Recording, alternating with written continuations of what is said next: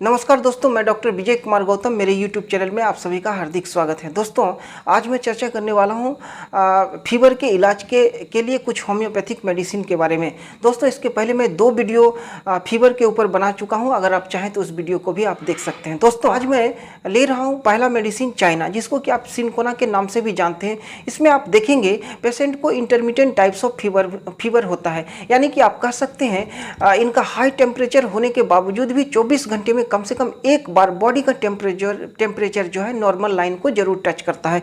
इसके साथ साथ आप देखेंगे नेक्स्ट सक्सीडिंग डे इनको फीवर होता है, यानी कि एक दिन के बाद इनको फीवर हो सकता है। इसके साथ साथ 2-3 घंटे का इंटरवल होकर भी इनको जो है फीवर होता है। इसके साथ साथ पैरोक्सिज्म फीवर भी है, यानी कि आप कह सकते हैं फीवर एक दिन के बाद आना, या फिर कह सकते हैं 2-3 घंटे अगले दिन जो है 2-3 घंटे आगे आ जाना, या फिर 7 दिन के बाद आना, या फिर 14 दिन के बाद भी फीवर का आ जाना। इस तरह का अगर सिम्टम हो तो इसे पैरोक्सिज्म फीवर कहते हैं, जो कि चाइना का एक इम्पॉर्टेंट सिम्टम है। इसके अलावा अगर आप दूसरे सिम्टम की बात की जाए चाइना की, तो आप देखेंगे पेशेंट को स्वेट होता है इन ऑल ओवर बॉडी, यानी कि पूरे शरीर से जो है इनको स्वेट होता है, काफ़ी मात्रा में पसीना होता है। इसके साथ साथ इनको ग्रेट प्रोस्टेशन होता है, यानी कि चाइना का जो पेशेंट है काफ़ी वीक होता है, यानी कि इनको वीकनेस जो होता है काफ़ी मात्रा में होता है। इसके साथ साथ आप देखेंगे चाइना का पेशेंट जो है डायरिक भी होता है, यानी कि इनको फीवर के साथ साथ कभी कभी डायरिया भी होता है और इनके पेट में भी गड़बड़ी होता है।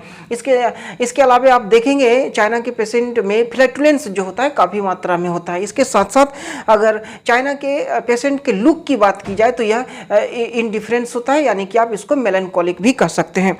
इसमें एक इम्पॉर्टेंट सिम्टम ये है कि चाइना के पेशेंट में कभी भी फीवर जो है रात में नहीं होता है। दोस्तों, अगर इसके पोटेंसी की बात की जाए तो आप इसे मदर टिंचर में या फिर 30 में 200 1 किसी भी पोटेंसी में भी आप इसका प्रयोग कर सकते हैं। रिपीटेड डोज भी कर सकते हैं, आधे घंटे में भी दे सकते हैं, 1 घंटे के इंटरवल या 2 घंटे के इंटरवल, 3 घंटे के इंटरवल के बीच में भी आप इसको दे सकते हैं। लेकिन जैसे ही पेशेंट को रिलीफ होगा आप इस दवा को देना बंद कर देंगे। दोस्तों, नेक्स्ट मेडिसिन मैं यहाँ पे डल्कामारा को ले रहा हूँ। डल्कामारा के पेशेंट में आप देखेंगे fever due to cold damp weather, यानी कि कोल्ड डेम्प वेदर की वजह से अगर पेशेंट को फीवर हुआ हो तो आप ऐसी स्थिति में डल्कामारा का प्रयोग करेंगे। इसके साथ साथ डायरेक्ट डेंचिंग इन द रेन, यानी कि आप कह सकते हैं पेशेंट अगर डायरेक्टली अगर बरसात के पानी से भीज जाए और उनको फीवर हो जाए तो आप ऐसी स्थिति में डल्कामारा का प्रयोग कर सकते हैं।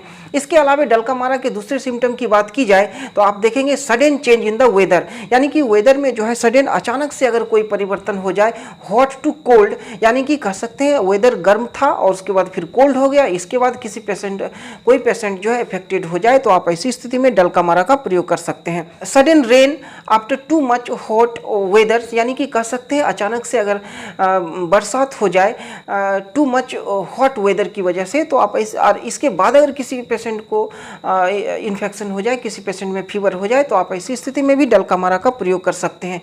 इसके अलावा अगर दिन अगर हॉट हो, रात अगर कोल्ड हो, दिन में बहुत ज़्यादा गर्मी हो, रात में बहुत ज़्यादा ठंड हो जाए और इसके बाद अगर किसी पेशेंट को फीवर हो तो आप ऐसी स्थिति में भी डल्कामारा का प्रयोग कर सकते हैं। इसके अलावा मस्कुलर सोरनेस भी होता है डल्कामारा के पेशेंट में, यानी कि पूरे बॉडी में जो है इनको पेन होता है। इस तरह का अगर सिम्टम मिले तो आप डल्कामारा का प्रयोग कर सकते हैं। दोस्तों, एक और सिम्टम इसमें है प्रोफ्यूज नेजल डिस्चार्ज, यानी कि नाक से जो है नेजल डिस्चार्ज जो है काफ़ी मात्रा में होता है। इस तरह का अगर प्रॉब्लम हो पेशेंट में तो आप ऐसी स्थिति में जो है डल्कामारा 30 या फिर 200 में इसका रिपीटेड डोज में इसका प्रयोग कर सकते हैं।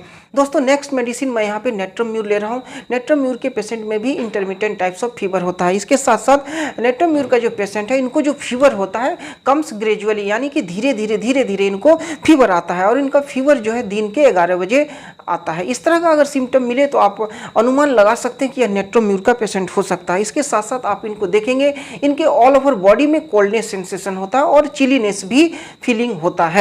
इस तरह का अगर सिम्टम रहे तो यह नेट्रोम्यूर का सिम्टम है। इसके साथ साथ आप देखेंगे दूसरे अगर सिम्टम की बात की जाए तो प्रोफ्यूज स्वेट भी होता है, यानी इनको काफ़ी मात्रा में पसीना होता है। इसके साथ साथ नेट्रोम्यूर का जो पेशेंट है काफ़ी कॉन्स्टिपेटेड होता है, यानी कि इनको काफ़ी कब्ज होता है और इसके साथ साथ लॉस ऑफ एपेटाइट भी होता है, यानी कि कह सकते हैं इनका भूख का चला जाना। इस तरह का अगर सिम्टम मिले तो आप ऐसी स्थिति में जो है नेट्रम म्यूर का प्रयोग कर सकते हैं। एक और सिम्टम है, इनको प्रोफ्यूज थ्रस्ट भी होता है, यानी कि इनको काफ़ी मात्रा में प्यास भी होता है। इस तरह का अगर सिम्टम मिले तो आप ऐसी स्थिति में नेट्रम म्यूर 30, 200 या 1 ml में किसी भी पोटेंसी में आप अपने ज़रूरत के अनुसार रिपीटेड डोज में इसका प्रयोग कर सकते हैं, क्योंकि यह एक एक्यूट कंडीशन होता है।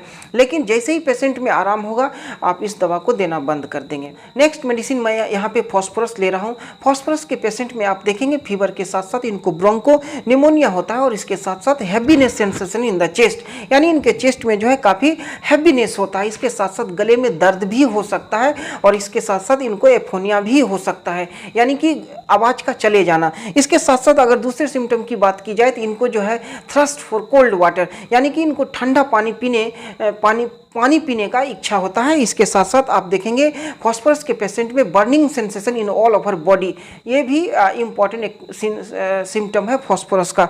और एक और इम्पॉर्टेंट सिम्टम है फॉस्फोरस का, increased appetite during the fever, यानी फीवर के समय इनको बहुत ज़्यादा मात्रा में भूख लगता हो। अगर इस तरह का अगर आपको सिम्टम मिले तो आप ऐसी स्थिति में फॉस्फोरस 30, 200, 1 ml किसी भी पोटेंसी में रिपीटेड डोज आप इसका प्रयोग कर सकते हैं। लेकिन जैसे ही इनको रिलीफ होगा, यानी कि पेशेंट को रिलीफ होगा, तो आप ऐसी स्थिति में इस दवा को देना बंद कर देंगे। नेक्स्ट मेडिसिन मैं यहाँ पे ले रहा हूँ पायरोजेन।